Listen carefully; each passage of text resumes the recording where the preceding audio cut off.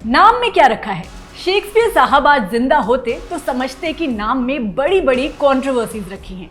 ये बात हम इसलिए कह रहे हैं क्योंकि कांवड़ यात्रा के दौरान नेम प्लेट को लेकर एक विवाद उठा था, जो आपको याद ही होगा। हाँ, वही विवाद जिसमें यूपी सरकार ने कांवड़ यात्रा के दौरान मुस्लिम शॉपकीपर्स को खाने पीने की दुकानों पर मुस्लिम नाम लिखने का आदेश दिया था, जिसके बाद सुप्रीम कोर्ट ने इस पर रोक लगा दी थी और साथ ही इस पर जवाब भी मांगा था।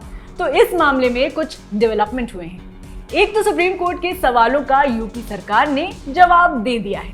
सुप्रीम कोर्ट को सबमिट की है एक रिपोर्ट। इसमें अपने डिफेंस में यूपी सरकार ने क्या कहा और फिर सुनवाई के दौरान सुप्रीम कोर्ट ने क्या कहा, इसी पर बात करेंगे वीडियो में।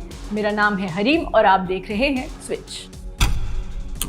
कांवड़ रूट पर नेम प्लेट मामले में यूपी सरकार ने सुप्रीम कोर्ट में अपना जवाब दाखिल किया। इसमें उसने कहा कि कांवड़ यात्रा के दौरान खाने पीने के सामान से कंफ्यूजन होता है, खासकर प्याज लहसुन के इस्तेमाल को लेकर झगड़ा होता था।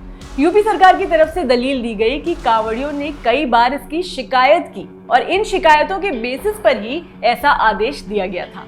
इसके पीछे मकसद इतना था कि कांवड़ियों को पता चल सके कि वो कौन सा भोजन खा रहे हैं, ताकि उनके रिलीजियस सेंटिमेंट्स हर्ट ना हो और यात्रा पीसफुली कंप्लीट हो जाए।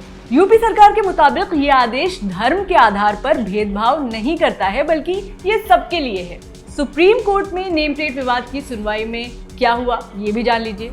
इस जवाब पर सुप्रीम कोर्ट ने सुनवाई करते हुए कहा कि विवाद पर कोर्ट अपना फैसला नहीं बदलेगा। हालांकि इसमें एक चीज ये क्लियर की है कि अगर कोई अपनी मर्जी से दुकान के बाहर अपना नाम लिखता है तो सुप्रीम कोर्ट उसे रोक नहीं रहा। कोर्ट का आदेश था कि नाम लिखने के लिए मजबूर नहीं किया जा सकता। अब डिटेल में बताते हैं कि यूपी सरकार ने रिपोर्ट में और क्या क्या कहा था।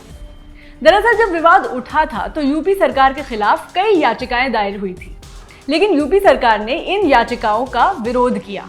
यूपी सरकार ने कहा कि पुलिस अफसरों ने कांवड़ियों की समस्याओं को दूर और कानून व्यवस्था बनाए रखने के लिए कदम उठाया था। सरकार ने नॉन वेज फूड आइटम्स पर रोक को छोड़कर कभी भी दुकानदार के व्यापार पर बैन नहीं लगाया।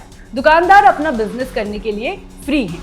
यूपी सरकार ने कहा कि हर साल 4 करोड़ 7 लाख से ज्यादा कांवड़िए कांवड़ यात्रा में हिस्सा लेते हैं। हम किसी भी धर्म के लोगों के रिलीजियस सेंटिमेंट्स की रक्षा करने के लिए कमिटेड है।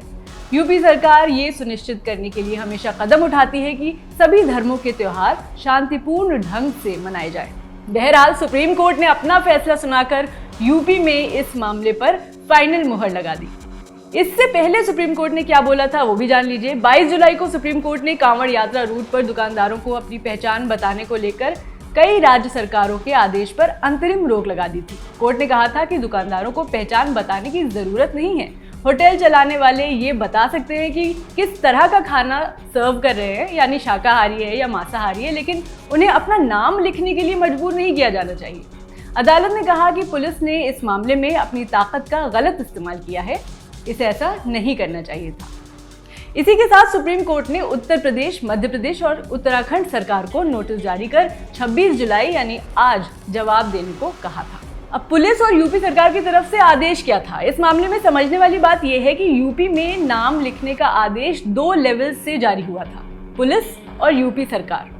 पुलिस की तरफ से ये आदेश मुजफ्फरनगर एंड एडजॉइनिंग एरियाज के लिए था। पुलिस ने कहा था कि मुजफ्फरनगर जिले के करीब 240 किलोमीटर एरिया में कांवड़ रूट पड़ता है। सभी होटल्स, ढाबा, दुकान और ठेले जहां से कांवड़िए खाने का सामान खरीद सकते हैं, सभी को अपनी दुकान के बाहर मालिक का नाम और नंबर साफ साफ लिखना पड़ेगा। पुलिस के मुताबिक ऐसा करना इसलिए जरूरी था ताकि कांवड़ियों में कोई कंफ्यूजन ना रहे और कानून व्यवस्था में बाधा ना आए। कम्युनल हार्मनी बनाए रखने के लिए ये कदम उठाना जरूरी था। वहीं सरकार की तरफ से ये हुआ कि मुजफ्फरनगर पुलिस का आदेश जब सोशल मीडिया पर वायरल हुआ तो उसके बाद 19 जुलाई को सरकार ने इसे पूरे उत्तर प्रदेश राज्य में लागू कर दिया। सरकार के मुताबिक कांवड़ियों की प्योरिटी बनाए रखने के लिए ये फैसला लिया गया था। यहाँ तक कि ये भी कहा गया था कि हलाल सर्टिफिकेशन वाले प्रोडक्ट बेचने वालों पर भी कार्रवाई होगी। यूपी के बाद 20 जुलाई को उत्तराखंड और मध्य प्रदेश के उज्जैन में भी कांवड़ यात्रा रूट पर आने वाली दुकानों में दुकानदारों का नाम और मोबाइल नंबर लिखना जरूरी कर दिया गया था। उत्तराखंड के सीएम पुष्कर सिंह धामी ने इस फैसले का समर्थन करते हुए कहा था कि कुछ लोग अपनी पहचान छिपाकर दुकान खोलते हैं। उज्जैन में नगर निगम यह आदेश 1 साल पहले ही दे चुका था, हालांकि इस पर अमल नहीं हो रहा था। उज्जैन के मेयर ने कहा था कि इस बार सावन के महीने में आदेश पर सख्ती से अमल करवाएंगे। वैसे कांवड़ यात्रा से कितना कारोबार होता है? तो आज पर मीडिया रिपोर्ट्स कांवड़ यात्रा में हर साल करीब 4 करोड़ श्रद्धालु शामिल होते हैं। करीब 1 महीने तक चलने वाली कांवड़ यात्रा के दौरान हर श्रद्धालु 1 से 1,500 रुपए तक खर्च करता है। इस हिसाब से पूरी कांवड़ यात्रा के दौरान 5,000 करोड़ रुपए तक का कारोबार होता है। कांवड़िए खाने पीने से लेकर हर दिन की जरूरत का ज्यादातर सामान रास्ते में पड़ने वाली इन्हीं दुकानों से खरीदते हैं। बहरहाल आपको क्या लगता है, वैसे नाम में क्या रखा है? कमेंट में बताएं और स्विच को सब्सक्राइब करते जाएं।